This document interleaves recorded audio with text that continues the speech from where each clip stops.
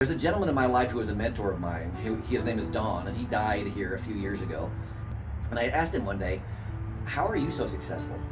You didn't even finish high school or go to high school, let alone college. What is it that you did? And he says, you know what, Rick? He says, I do something every day that I don't think most people do.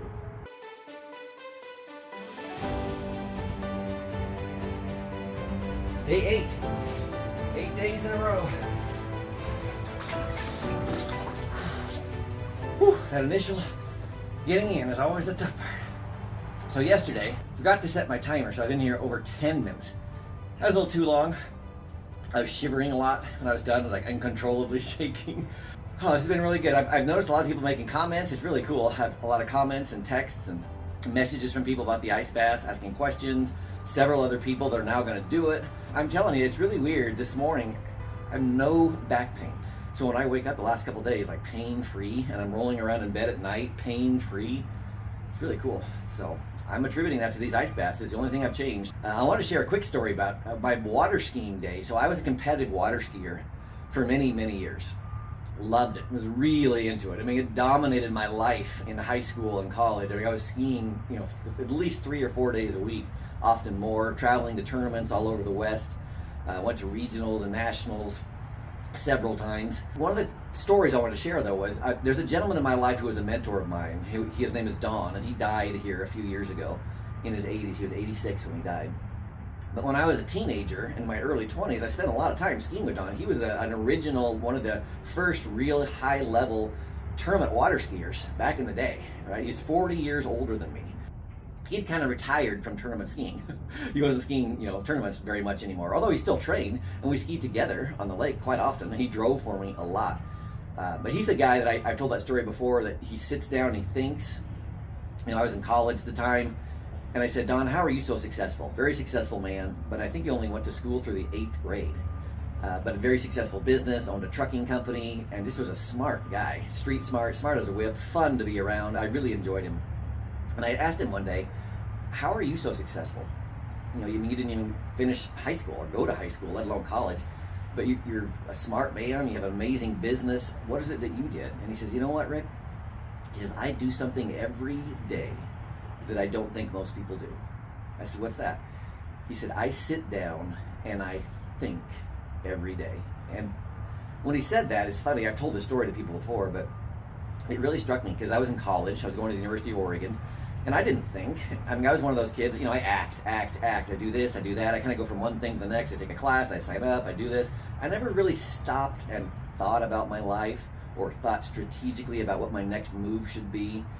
And it was when he said that to me, it really struck me. It's like, I don't do that. I don't sit around at all and get a journal out and just think.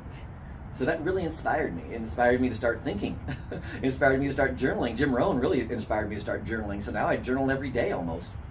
And that was really cool because it inspired me. But I got to return the favor like that year or the next year. We were skiing in a tournament, and my opening pass was in slalom. You just go until you can't go anymore, right? You go until you fail. So they keep shortening the rope. If you're at maximum boat speed, back then for me it was 36 miles an hour, you keep shortening the rope until you fail. So I typically failed somewhere in 35 off range. In practice, I would get to 38 off. I was actually better in practice than I was in tournaments, and it was a nerves thing, and it took me years to duplicate my practice performance in actual tournaments.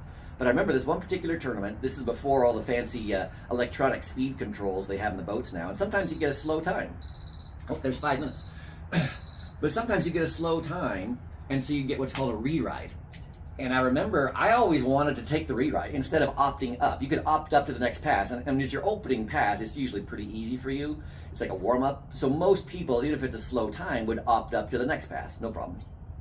I didn't. I wanted to rerun it again. It was happened like 3 times in that same tournament. The boat speed was slow, so I just reran it instead of opting up, which is unusual. Most people would opt up. I ran the same pass 3 times in a row, and then I finished my performance, and I fell somewhere at 35 off. I think I got 4 at 35 off in that tournament.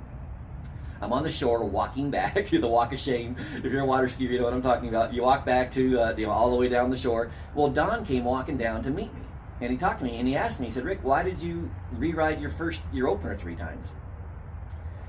And I remember what I told him. I said, because I like to ski. And that's literally what I said. I like to ski. And that's true. I do like to ski. And I knew the more I did my opener, the more nerves that would go away. I didn't worry about fitness. I was super fit. I could ski 3 or 4 sets in practice, no problem. So skiing more passes was not a problem. It actually helped me calm my nerves down. So I was like, I'll just take more rerides. I'll do that, no problem. So I told him, I said, because I like to ski. We got back to the dock area. I got my ski bag and all that stuff. I went over to my car where my parents were and put my stuff down. He goes over to his truck and he drives away. Just left the tournament. Like, interesting. Well, he shows up about a half hour later with his vest and his ski, and he signed up and entered. He was kind of retired from tournaments, but he had entered that tournament. And I went up to him, Don, and said, are you skiing? He says, yeah, I entered the tournament. He says, you know what, Rick? I said, what? He said, I asked you why you kept rewriting instead of opting up, and you said, you like to ski. I said, yeah. And he says, so do I.